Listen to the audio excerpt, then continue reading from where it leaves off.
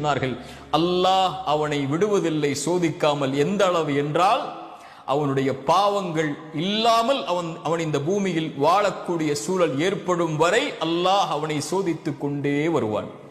அல்லாஹ் அக்பர். சோதனைகளை கொடுத்து கொடுத்து கொடுத்து அல்லாஹ் அவனை தூய்மைப்படுத்தி அல்லாஹ்வின் பக்கம் நெருக்கமாக்குவான். இன்னும் புரிவதற்காக சொல்லுகிறேன், இறை நம்பிக்கை கொண்டவர்களுக்கு சோதனை 3 காரணங்களுக்காக கொடுக்கப்படுகிறது. ஒன்று, அவர்களை பிரித்தறிவதற்காக. அல்லாஹ் குர்ஆனிலே கேட்கிறான், ஈமான் கொண்டோம் என்று சொல்லிவிட்டாலே அல்லாஹ் உங்களை சோதிக்காமல் விட்டுவிடுவான் என்று எண்ணிக்கொண்டீர்களா? உங்களுக்கு முன்னுள்ளவர்களையும் அல்லாஹ் சோதித்திருக்கிறான், உங்களையும் சோதிப்பான். உங்களில் யார் உண்மையாளர்கள், உங்களில் யார் பொய்யர்கள் என்று அல்லாஹ் பிரித்தறிவதற்காக. நன்றியோடு இருக்கிறாயா, நன்றி மறந்து வாழ்கிறாயா? அல்லாஹ்வை பொருந்திக் கொள்கிறாயா, அல்லாஹ்விற்கு மாறுபட்டு வெறுத்து செல்கிறாயா என்ற பிரித்தறிதலை அறிவதற்காக அல்லாஹ் அந்த சோதனையை இறை நம்பிக்கை கொண்டவர்களுக்கு கொடுத்து சோதிப்பான்.